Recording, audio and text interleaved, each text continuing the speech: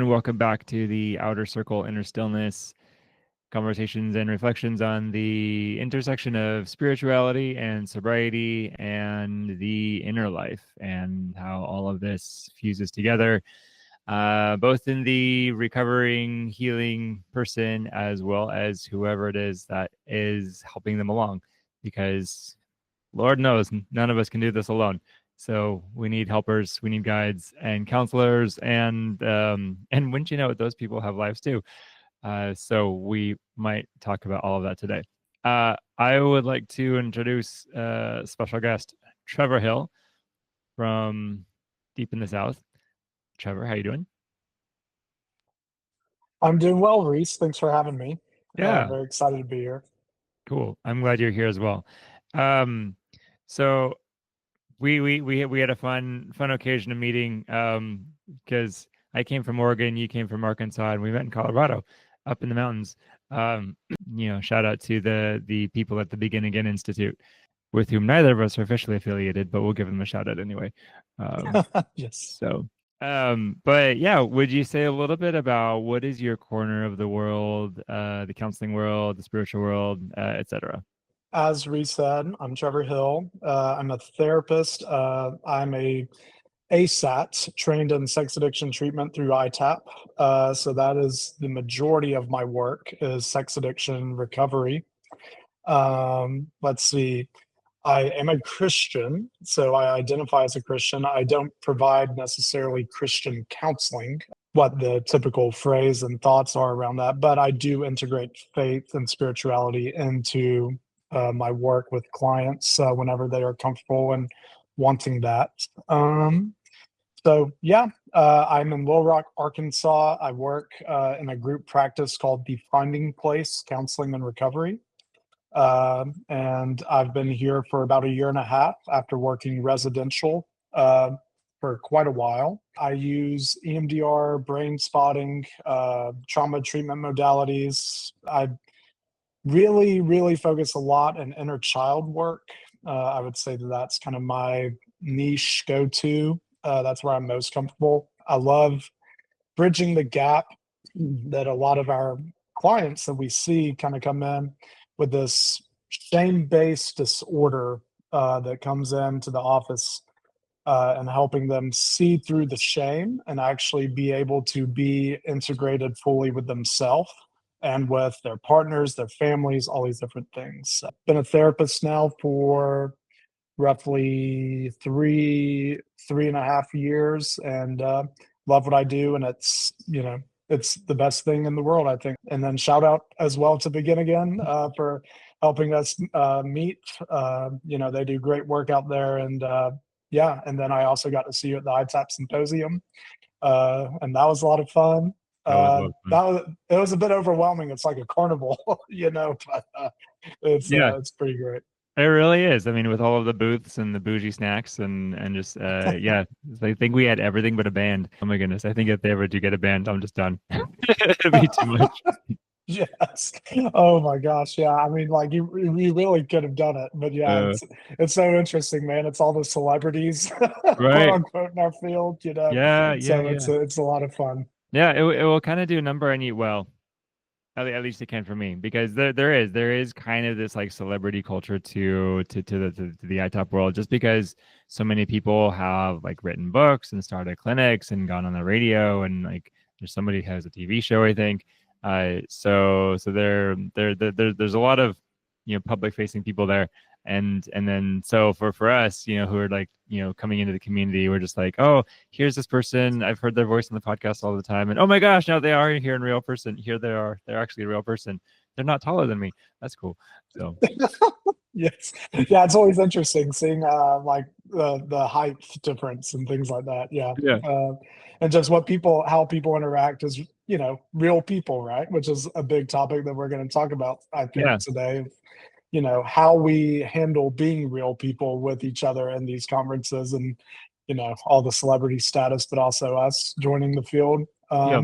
And, it was great. I was like, man, it feels like these people are really wanting to accept and get to know me, which was very cool and unique and different. And I think says a lot about our field and the people that jump into it. I like it that it is very much a series of relationships, and it's a field where, because it's so relationship based, it's based on me and on you, and I can't control you, but I know I need to be the best version of myself, or I need to be at least in process of becoming a healthier person. So I think it is a distinctive of this field that it kind of demands that we be healthy to do it. Not like some of the fields, like they don't really care, or you can be whatever, unscrupulous if you want, and whatever. But so it's good for me. There's a grace for me here. I think. So Yeah, um absolutely. yeah. I had a quick question. So you mentioned studies in clinical sexology and being an ASAT, which this isn't quite what our topic was meant to be. But can you say a little bit about what is that compared to the CSAT work? Like, what is sexology compared to sex addiction therapy? Man, that's a great question. So my sexology program, I'm doing the PhD program through the International Institute of Clinical Sexology. How I heard about it was they sponsor, or they're a gold sponsor for ITAP. The difference is, sexology is learning what it means really to integrate healthy sex into the recovery process. I mean, and just healthy sexual functioning in general, right? One thing I really was seeing, sex addiction, porn addiction comes in the room, right? And I was like, man, ITAP does such a great job at teaching us how to handle that crisis that comes into the room. And I would put our training up against many trainings regarding how to handle that level of a crisis. And then we get to the place where uh, they're not in crisis, and they are learning to just be regular everyday people, and learning and having to deal with everyday functional issues that every other person deals with throughout their life, right? Like, we can talk about things as simple as premature ejaculation, to literally, sexual thoughts that feel overwhelming and all consuming, and how to handle that, right? And so when the client comes in, for say sexual addiction, I think one of our biggest responsibilities at that moment in time, right, is to work to help them identify, okay, is this actual sexual addiction? Is this pornography addiction? Or are we talking about, manic depressive episodes of bipolar? Are we talking about obsessive compulsive disorder? These different types of things, and the intersection of all of that and mental health. It's such a nuance, right? And definitely not what we necessarily learn in grad school. Well, I can't speak for everyone. I did not learn that in grad school. So. I did not learn that in grad school either. That does feel really important, though, to recognize that there's a moment of crisis, or referencing stages of change. Everything that leads up to action stage. I need to show up, start making changes, do things differently, and then ideally the point where, okay, things have been done differently and kind of successfully for a little while, and now you're kind of in your new normal. Now what do? You've conquered the land. Now you have to till it. So, which may be a bad metaphor for sex, but anyway, I'm sorry. uh, Healthy sexuality. Figuring out what do I do with my health now that I have it. That does sound really wonderful. Building back into just the relationship of marriage rights. I don't know, but about for everyone, but I very rarely get the case, right, where someone comes in with a sexual addiction, pornography addiction, and know what it means to have healthy, connected sex, um, and what that really looks like. And so, helping clients navigate that as well, and what is healthy sex, and where do we get our idea of healthy sex, and these different things. So, Right. lots of nuance there. Indeed. I'm gonna see if we can do a segue to talking about shame. So because we're talking about that, and I was thinking about it as you're, just kind of talking about some of the sexual problems that come up, and just putting them out there and whatever, and it occurs to me and be like, I was like, oh my gosh, he said ejaculation on the radio. Shame is a recurrent issue for a lot of people in a lot of ways. Sexual shame is a particular aspect of that. In doing our work, a lot of our work is based on connection, and it seems like connection is impeded by shame. What do we do with shame when we see it? I love how you said like, oh, he said ejaculation on the radio, right? Because what happens, right, is we kind of get these implicit or sometimes explicit messages throughout our life, right? Not to be comfortable with saying these things, right? Or we've got to censor it and these different things, right? And obviously there are certain, you know, what would be contexts where censoring is important, right? And also us being able to identify, I would say, our values and live in congruency with those values, but not allowing shame to dictate them. So when shame comes in to the office, right, I like to kind of look in the context of toxic shame versus healthy shame, right? Toxic shame tells me, nobody will love me or understand me or want to be around me if they knew this about me, right? And so I have to live in this deep secret. I think it's Patrick Carnes that says uh, the most shameful secrets are the sexual secrets, and they're also the least likely to come out. And so our responsibility, I feel, as counselors is to ask those levels of questions like, what is your sex life like? My first ever job in mental health was support staff in a residential treatment facility for drug and alcohol 30-day program. And in that program, I think I heard someone bring up sex in a therapeutic context one time, and it was kind of like like as a joke, not really even focused on actually like understanding how is sex interacting with, I mean, people that are using crystal meth, people that are using heroin, alcohol, all these different things.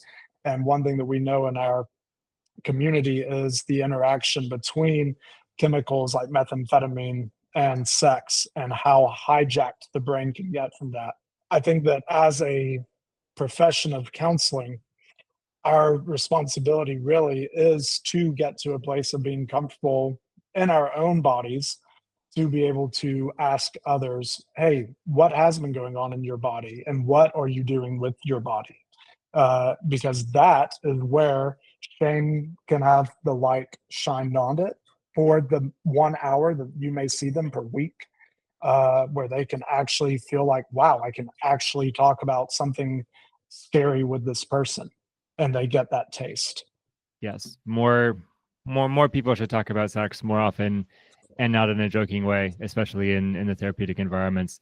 The whole addiction interaction, chemsex, see any works by David Fawcett on that. But and I think I like how you're emphasizing how shame is really closely tied to secrets. It's part of the shame monster. It's the sense of like, well, something I did, something about me myself is bad, is unacceptable, is broken. That on its own isn't going to be so bad, because that could be, you could look at that with more of a remorseful eye, or just a sense of grief, and realize this is a bad thing. I want to be good. I want to do good. I want to change. And I think that spiritual concept of repentance is really based on that. This idea of like, I've become aware of a wrong, and now I'm righting it. Mhm. And that's like the healthy version. But this version you're talking about, someone is just preoccupied with like the badness of a thing, and then thinks that they're alone, or thinks that they can't reunite with their people, or with the human race. And so this shame, secrecy, isolation combination just becomes the prison for people. It's occurring to me just how profoundly empathy is the antithesis to shame, or how empathy and shame like can't live together in a way. If we are living in that shame, right, that is really what the addictive cycle is going to be, is literally just continuously living in that shame and living away from a village, right? Our biggest human factor, our biggest human need is the need of belonging. And so if we are living in that shame spiral, right, we are not going to be feeling connected with others. And so when we talk about things like alcohol, cocaine, methamphetamine, sex, gambling, right, all that sounds awesome when you're literally sitting in a place of, I don't feel like I belong anywhere, you know? And so, so many of the clients that I see that come in, giving them that invitation to begin seeking out human relationship and giving them essentially a human context to feel that connection where alcohol, drugs, sexual acting out, gambling does not feel as appealing as it once did or as necessary as it once did. Right. Mm. Yeah, these really extreme experiences, they can feel appealing if they're just, well, if it's that or feel awful, then and if those are your only two options, then yeah, those feel great. But sounds like you're saying that when a person can add in this other option of, like, can feel awful, or I can dissociate myself through all of these extreme things, or I can feel a real human connection. Like, over Mm. time, we can learn, train ourselves to seek out the human connection. Someone has very little experience connecting with themselves, very little experience connecting with others, maybe even fears around both. What are some ways that you have taught this empathy process to people, or supported them through it, or trained it out? Most of the clients, right, being in the SA sex addiction field, right, we're getting clients that come in. Let's use the pretty just typical example of heterosexual male that comes in and says, I don't really want to be here, but my wife is making me be here. And, my wife caught me doing blah, blah, blah, right? And so one of the biggest struggles right there is helping them understand, hey, yes, it might feel Rob White, going to reference Rob Weiss here, but you might feel like you're in the doghouse right now, Mhm. and you kind of are. And also, how do you begin the process of helping her through that process on the side of you as well doing your own recovery work and being okay with giving yourself compassion, right? So when the SA client comes in the room, my biggest first thing is let's get in group. So find group, find community so that you can have the real truth spoken into you of this is not you as a bad person or shame person or anything like that. You were doing all that you could to right what was going wrong. As you are working with your wife and you are going through this process, helping, or more so, being able to see beyond what's actually being stated, right? So, for example, wife comes in, says, oh man, you're so awful, and you did this to me, and you've ruined my life, and I don't know what's real, and the laundry list goes on, right? My work often at the beginning is saying, like, okay, when she's saying that, what is she saying beyond focusing on yourself? What is it that she might be communicating? Oh, that I'm terrible. That's what she said. Okay. So she said that, but what does it feel like she's actually experiencing? Well, she looks angry at me. Okay. Why might she be angry at you? And then we work through it to get to the bottom line, right? Gonna fast forward here to hurt. There is a ton of pain, a ton of hurt. How do you then work through that with each other? Well, you cannot fall into the natural thing for us, big time natural thing for me with, in my own marriage and my own relationships is I want to get defensive and I want to convince you, like, no, I'm not a terrible person. I'm not this awful. I didn't mean to hurt you, blah, blah, blah, right? All that can be true, but that isn't going to actually feel like it's validating to the emotions of the distressed partner. Just being able to say, oh my gosh, I cannot imagine what that must feel like. Please, like, tell me more about what is going on for you. And the natural response from the partner is going to be, usually in the cases that I work, is, oh, you're being condescending, or you're not that isn't real. Your therapist Mhm, must have told you to say that, right? And helping them understand, right? Okay, that's a natural defense of, hey, this is hard to believe, and this isn't actually, and working on the natural flow of it and things like that, where it doesn't become a script necessarily, but also helping them see mhm, to point out, hey, when you say this, I am feeling you might be feeling this. mhm, Just something as simple as that to be able to get into the actual meat and potatoes of the matter rather than focusing on just kind of the word salad that's all up here, if that mhm. makes sense. I think so. I'm gonna tangent a little bit on this idea of like the scripted responses, like this moment where you know therapist advises like the offending partner to like, hey, you should say this thing, and then he does it, and then maybe the other partner feels like kind of condescended. But we could highlight, hey, so this offending partner was both receptive to instruction and obedient to it, and is now following instructions. So there's something to Hmm. celebrate there. No new habit will ever feel authentic or feel comfortable because it hasn't carved out the neural pathways for it. Uh, Hmm. but I'm also thinking about even if it does, even if there's this recognizably, okay, he's following a script. He's saying these lines to me. There's a place for a script, and there's a place for ritual, and there's a place for pattern. I mean, think what Hmm. happens like every time someone gets around the sun one more time. What do? We get a cake. We sing the same song, and everybody Hmm. knows it. There's very little variation. Maybe we do the cha cha cha, but it's the same song, and everybody appreciates it because it's imbued with meaning.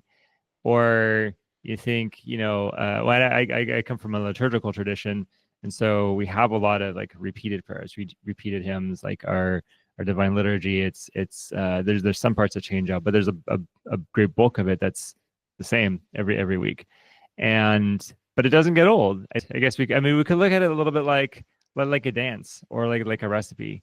Like Hmm. there's a Hmm. time where you have to learn the steps, or like you don't know the recipe, so you're like laboriously pulling every ingredient out and putting them all in, and then you mix them up and all of that. And at first you're like clinging to the recipe, and at some point though, you get to be one of those cooks who like just like kind of knows it, and you're still pulling for the same stuff, but it has like the more relaxed feel because like you're doing a little bit by feel. But it had to start with there's this very formulaic approach to it at the first. So I guess I just want to put a plug in for like these more formalized scripts. I think can be really useful, especially if there has been a lot of chaos before. For a couple to step into something ordered can be really helpful. Yeah, no, exactly. And with the partner, right? I mean, as the therapist, I sit there because sometimes that the partner comes in to join from time to time, and I sit there and say, what are you seeing? What's been going on? Like where have you seen improvement and not seen improvement? And a Mm-hmm. big thing that a lot of, I mean, sex addiction is not going to be created in a vacuum, right? We're not going to just have, oh, here's this one issue, there's nothing else there, right? And so helping the partner and him be and using heterosexual marriage context here, but being able to help them kind of begin to formulate, I love what you said there, new neuro pathways in their relationship together of saying like, hey, yes, this is a script, and there is a grief process for you partner that he has not known this, right? And he was not shown this. And now what an opportunity for the two of you to learn how to do this together and build intimacy with one another through engaging this new what I would call a muscle that's really kind of forming here, right? Because we can't expect someone, using the gym metaphor, I can't have a client walk in the door, right, and say, "Okay, man, let's put on, 245s on each side and bench press 225 like they do in the NFL Combine, and you can knock out 15." That would be a very unrealistic expectation for probably 95% of the population, right? And Yep. so all that being said, they come in, it's like, okay, let's start the process here. Where do we begin?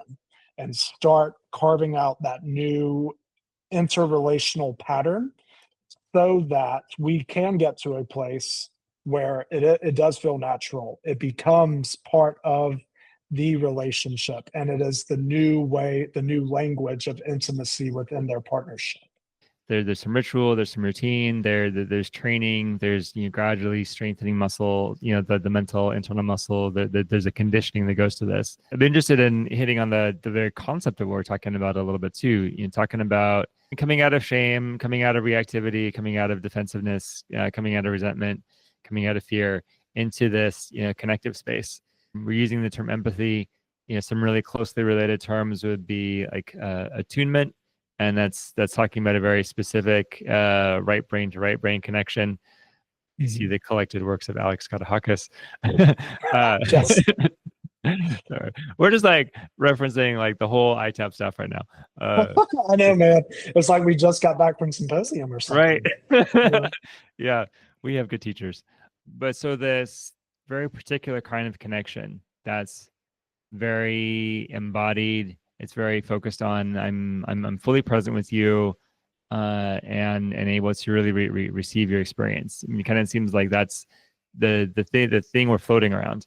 And curious if you have any other thoughts about how to understand what that connection is, how to enter into that, or some barriers to overcome toward that. Going through my life, right, I was learning how to basically take care of my own emotional needs from a very young age. For me, that was dropping into fantasy. Gonna give a nice shout out here to Nintendo, who just dropped the Switch 2 today. Very excited about that. But Pokemon was a huge fantasy escape for me. uh, Games, different things like that. Eventually, it became, going out in the backyard and shooting basketball and pretending I'm in the NBA. We engage this type of play and learn to self soothe through this. And then eventually, in my own recovery, in my own life, became, alcohol, drugs, all of it, right? And so, getting to that place where we can say, what were the inner child needs that were not met, and beginning that process of doing your own internal healing so that you can then heal in the relationship as well, because we are only going to be able to go into this relationship as deeply as we're willing to look at ourselves, similar to us being counselors. So we'd look at this couple and say, okay, so if they're going to connect with each other, they have to first be connected with themselves, but then also recognizing, okay, so maybe neither of them knows how to do that. So then they have to come back to their counselor and experience that connection for the first, maybe for the first time. So that means, oh, Reese and Trevor got to be connected into themselves too. Well, this field, counseling, the counseling field is it's relationship. It's all relationship, and the relationship's always like the key intervention, and that really demands that at least one of us in the room show up as a full human. And part of what I mean by that is like in the fullness of their humanity. So being present and not being blended with a protector part, not being caught up in preoccupation, not being dissociated, not being led about by resentments or desires themselves, but really just being fully there, fully in the calm, fully in the quiet, fully in the compassion. Sobriety is this all-encompassing, it's behaviors, but it's the inner life. It's the inner life that creates the outer life. That becomes a really key component. So which does then beg the question, okay, so what about us healers? And especially when we're also like doing our own recovery work, what are some thoughts you have about your own self in the therapy room?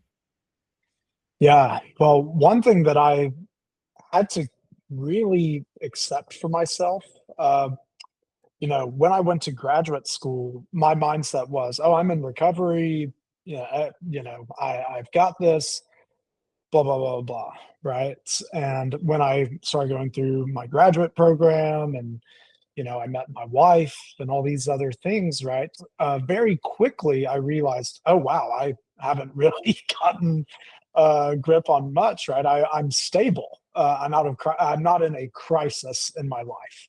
Getting to the place of being able to meet myself, compassionately has been one of the most challenging aspects, I think, just throughout life in general, but also as a therapist in recovery, right? Being able to come in and say, what parts of me are going to come out and not allow me to connect inside of this session, or what parts of me are going to, yeah, or not healed, or not, trying to think of the IFS uh, phrase for that, when they're all in sync. What is that? When the parts are in sync, or When all the parts are in sync. What yeah. is that? Well, I mean, they talk about like an inner harmoniousness, or like an inner harmony. Inner harmony, that's it. Yes. And so if I'm coming in, right, and I'm not in harmony, and I've got X, Y, and Z blowing up in my personal life, professional life, whatever, I walk into that room, I have to understand, hey, I'm coming into this room, and if I've got a couple in crisis blowing up at one another, what's that going to do with me and where I'm at in my personal life? And so, yeah, here we are in kind of like one of the muddiest conversations that we get into as professionals, right?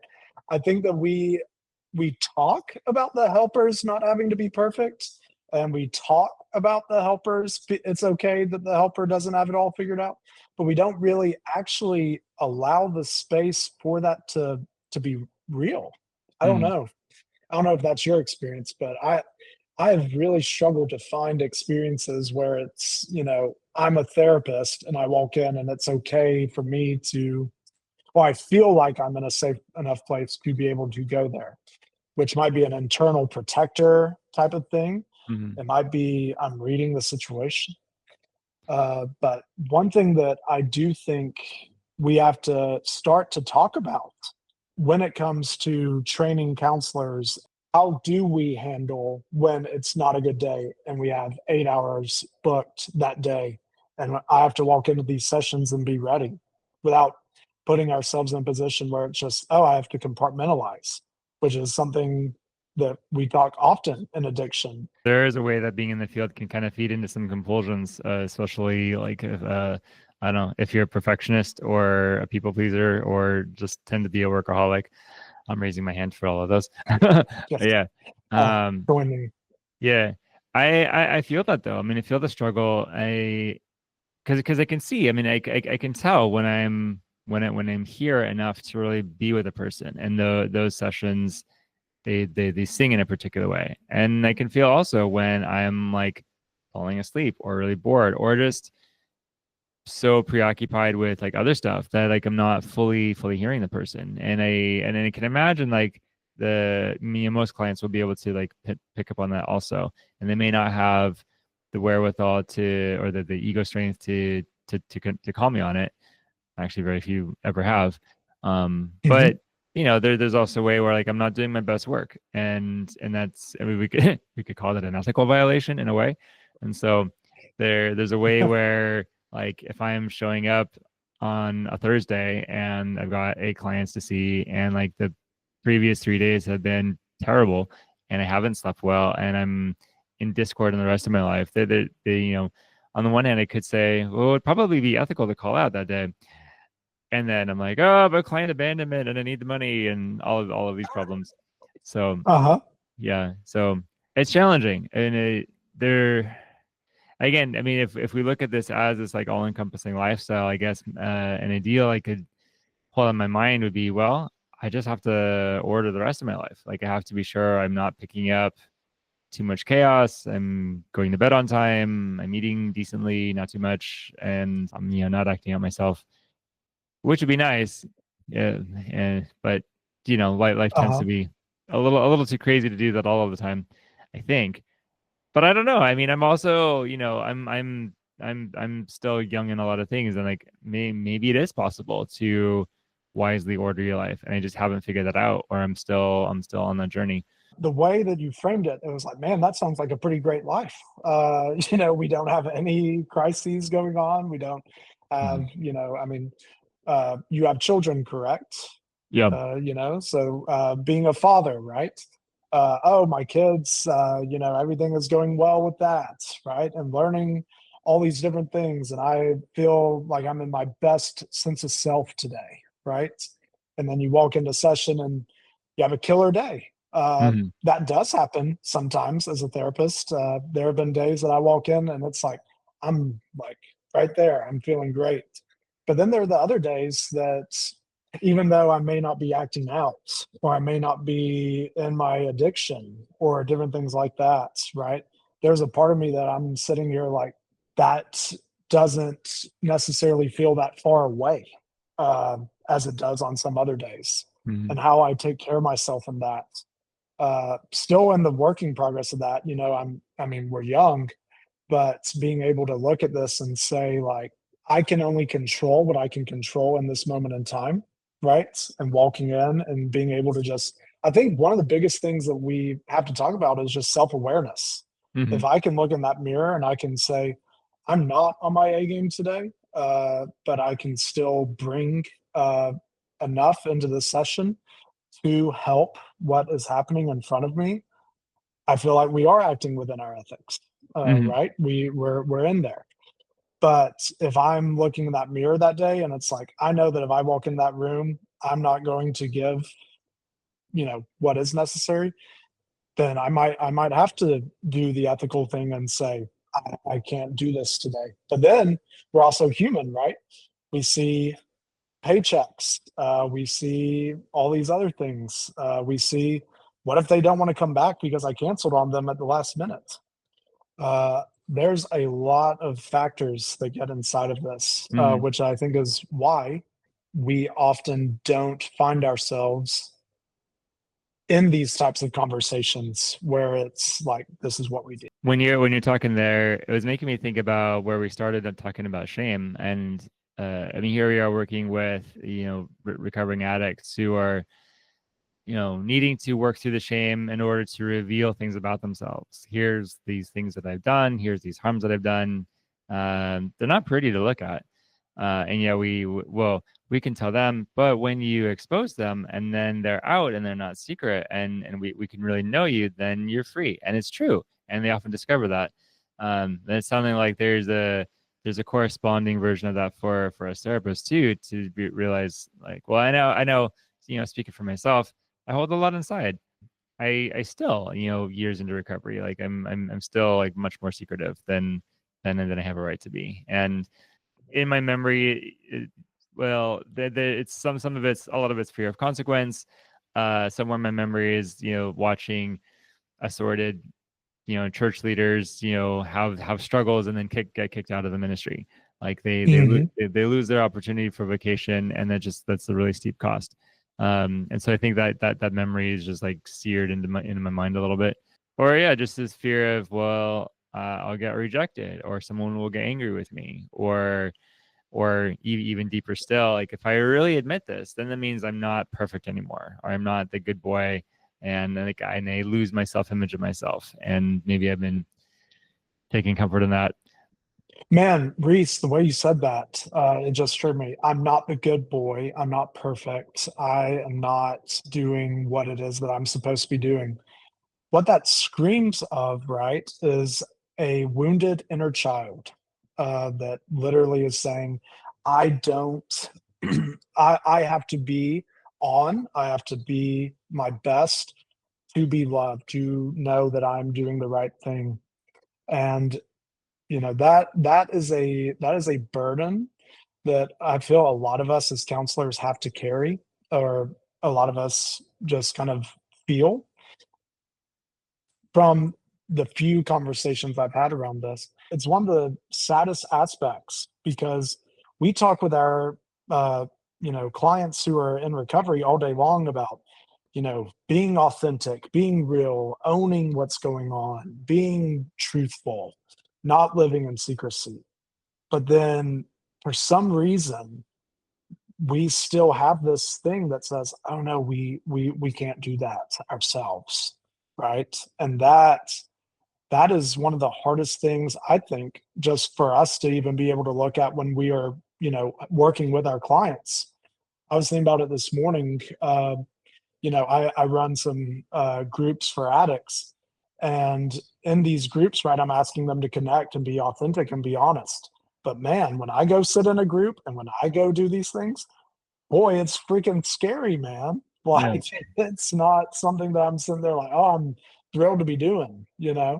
And I feel like we can get lost in the aspect of this is actually very hard and challenging work, going all the way back to what we were saying about just even like the empathy scripts, and being able to say, like, hey, this is very challenging. And when we can get frustrated and be like, man, this is taking so long and this is going forever. We're still kind of here at step 3. I would like to be at step 8, and all these different things. Being okay with the fact that this is a natural growing process. I think it's Pat Carnes that says it's 2 to 5 years to Mm-hmm. do this recovery and to really do it well. Dr. Carnes will say a good recovery process is 2 to 5 years. I might even say, and like that's on the short end. Like when I talk, Mm-hmm. when I hang out with like the 12-step people, like they're in it for life. Which again is not at all dissimilar to people in church. Like, people who practice the faith, there's not a point where you're done with that. Like, okay, maybe there's a point where okay, now you've read your holy text. Okay, cool. But like you're never Mm-hmm. done reading it. You're never done practicing. You're never done praying.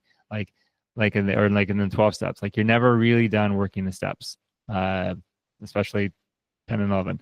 Yeah. You're never really done turning your will over to God. You're never really done taking an inventory of yourself. Those are just the recurring things. Um, and a lot of those are really uncomfortable because they are really revealing and they really demand a lot of you.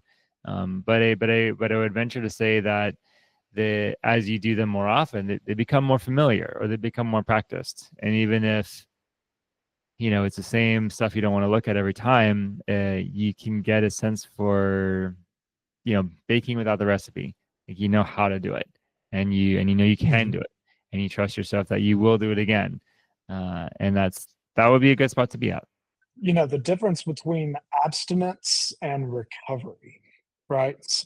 Abstinence, abstaining from something versus what is actual recovery, and being able to notice, hey, I'm in a place where I can recognize pretty quickly, like, hey, today I'm off, what's going on, and work it out very quickly. I would say that getting married is one of the things that exposes our shortcomings very quickly, where it's like our areas of growth and where we still need to grow, and learning how to communicate what's going on rather than just, oh, I feel distress. I'm going to go and clean my entire house, right? There's a time and place for that. And there's also time and place to connect with our spouse, with people, and say, this is what I'm dealing with. This is what I'm working through. This is what I need, right? Being able to put that need out on the table in relationship. One of the more second order type change aspects inside of the addiction recovery process, being able to get to a place where I can own, hey, I'm not doing okay. I need some support. I need that help in the context of the family. It's a really necessary step to take to be, like you're saying, to be able to look inward, to be able to recognize, hey, there's something missing, there's something needed, and then to become vocal about it. So obviously, I mean that's what we're teaching to our clients. An advantage they have is they have us, and we're able to provide that space. We're familiar with it. We can provide a group. We can provide infrastructure, which is great. As therapists who are still needing that too, it seems like it can be harder. I know some of us still technically have a clinical supervisor, and that's a line of defense, but uh, Mhm. we need more than that. I'd say where even when we get to be therapists, we definitely still need our own help, whether that's like our own counselor, our own sponsor, our own confessor. I think I went way too long in my own life without having like a mentor figure or any sort of a group, and right now I have both, and it's really good for me. But yeah, that long stretch of like just like not not taking advantage of the supports that were there. It really did a number on me too. The way you're talking, it's like you've made it on the other side and you're able to look at it and say, you know, yeah, these were the moments that I did not take advantage or seek out the things that I needed, right? And now you are taking that moment as an opportunity, it sounds like, to really reflect and grow. And I feel like that is really recovery in a nutshell, is really being able to just sit back and reflect and be honest with ourselves, be authentic, be able to say, you know what, this was a shortcoming, going all the way back to the 12 steps, right? But just being able to say, that's my shortcoming. That's something that I have to now, moving forward, keep in the forefront of my mind as I have to be, thinking through this as I keep going. Mhm. So as you were talking, I'm just sitting there, I'm like, man, like you're doing some awesome work. Thanks. Trying. You know, I guess it came to a point where it's like I can't not do the work either. When we were talking about here's this idealized version of life where, you know, the practice is really busy and it would be great if we, went to bed on time and like took time for self-care and everything. And but that's inconvenient and it's kind of expensive sometimes because, things and things.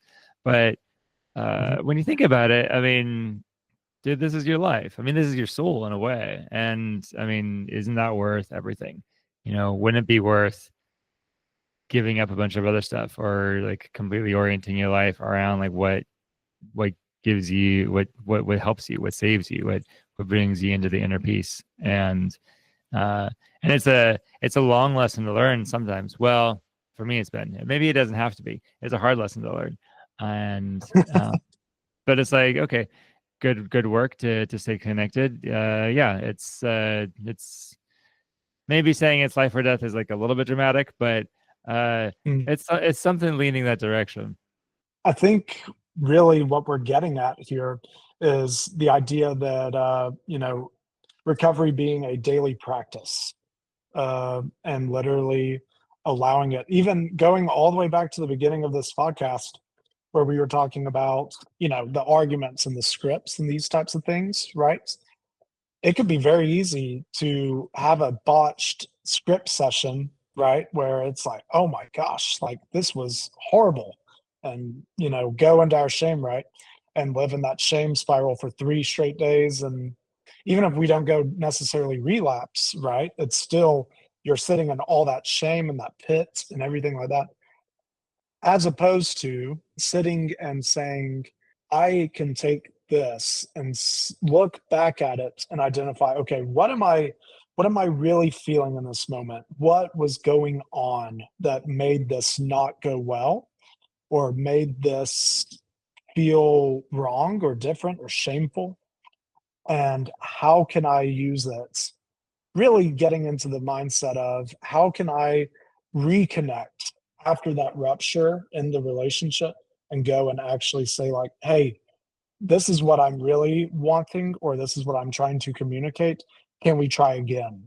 Instead of avoiding because of the shame and because of the hurt and because of the pain. Fancy that, facing reality, as as key to all things. No, I really appreciate you saying that. At some point, yeah, we need to face up to reality, and a lot of that is also going to be, well, it's being able to face up to reality. It kind of includes facing up to your own reality, which then allows you to like interact with, but not take ownership for the other person's reality also, and that's its own complex thing, Mhm. which maybe we'll have to save that for a different day.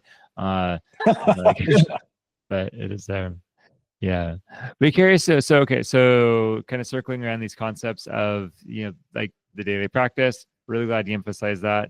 Talking about the shame that's, uh, the shame that keeps us isolated and in secret. And also here's this, empathy, compassionate attunement that's very much, being present. And we've talked about there's definitely a vulnerability risk that goes with this because we have to like look in ourselves and reveal ourselves, but it ends up being worth it. But Mm. with all of that, so say either a client or another practitioner is listening in, being like, it's kind of making sense. I'm feeling kind of overwhelmed with my life. Like, where do I start? Like, what would be a good starting point to start to realign oneself into this more compassionate attachment? Um, someone wants to start to realign themselves more toward the sober mind. What's your recommendation for a good couple first steps? I really like to recommend readings and podcasts and books. But one of the best books I feel like on being able to identify what goes on for ourselves is Going Deeper by Eddie Caparucci. That's a great one. Learning to be in alignment and caring of ourselves, going to the original question without having to go into like reading a book, really just taking time for a daily practice, whether it be one, two, three times a day, to just sit down and really think through, okay, what is going on for me at this moment in time? What emotion is coming up? What am I thinking? Am I ruminating on things? Am I, where is my headspace? And actually kind of diving into that for yourself, of being able to start the process of working to align yourself with that. And then the other aspect that I tell every client that I work with, I would say, is reaching out to somebody, having a daily phone call planned with a person that might be in recovery, may not be in recovery, but having time to connect with someone else that isn't always about just, the deep, deep, deep stuff, but Mm-hmm. actually just the practice of relationship, Mm-hmm. um, and being able to have some truth spoken. I think I was thinking specifically of like the daily inventory. Uh, in some Mhm, fashion, look and take account of yourself. Like, here's some things I felt. Here's some things I thought. Here's a mishap that happened. Here's something I did well. Something I'm grateful for. I mean, endless permutations, but something like that every day would be really helpful. And the other thing was talk to somebody. Uh, you mhm, know, we all have phones now. We have no excuse uh, to call to leave a voicemail, leave a voice memo, even if the voicemail box is full. mhm. I've discovered that on the iPhones. It's really clever. Yes, So, yes. Oh, man. Yeah, and as you're talking, I'm also sitting here, having time to go into prayer, right? mhm, And not in the performative type of way, but literally just being able to take a moment to experience whatever you feel like you are getting from God in that moment, right?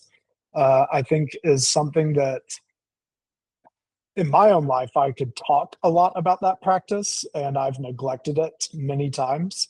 But I don't think I've ever done that and felt regret or sadness that I did that. In fact, most of the time it's like, oh, wow, that even if it was literally, I didn't learn anything about myself in that moment in time, but I at least had, 30 seconds of just inner peace for a minute in time, because we do all get so caught up in the hustle and bustle of life. yeah, I think that's kind of the prelude step to any of these is just slowing down. Uh, you slow down for a few minutes, turn off all of the devices, turn off the lights, uh, just be quiet, be still, be alert in there. Uh, and even if you can tolerate that for a few minutes at a time, you've got the core of a mindfulness practice getting started. Uh, because again, Mhm, it's we say hey, slow down, be silent, enter the silence, and we know it doesn't stay silent very long, because all as soon as we slow down, the stuff we're not giving attention to tends to show up, and so oftentimes like it's that we're needing to develop some courage around. But all that to say, being in that spot where you are still enough, you are quiet enough that your inner life can begin to express itself, that's actually a healthy thing. So if mhm. that's happening for you, well done. You're on the right track. Oh, yeah, absolutely. Yeah. Yeah. Yeah. I mean, it's called the basics of recovery for a reason, and I mean, we get to a place, right, where sometimes we feel like, "Oh, man, I don't, need these basic practices," or, I need the more advanced stuff, right, or whatever, but very rarely if I have a day where I did my basics of recovery that I learned when I got sober 7, 8 years ago, uh, very rarely do I have a day that it's like not good. It very rarely does not help. So it is helpful. Yeah. Yep, some of these things are just good to do whatever you feel about them, and they're not wasted. The other practical tips beyond that would be, go find a sponsor, talk to your sponsor, go talk to your priest, go talk to your counselor for, more ideas, more specific recommendations from someone who actually knows you, because that ends up being extremely important as well. But before we go, Trevor, any other last things you'd want to plug or promote in your life, and or where can a person find you in the world and on the web? The thing I would love to plug for people is, whether you're listening to this having been in recovery for 20 years or it's been 2 days, right? You are worth that recovery. And even if I don't know you, I can tell you this: I've never met someone that I said they are not worthy of recovery. It is there for everyone, and just really allow yourself. I love what Reese said. You do have people in your life that know you.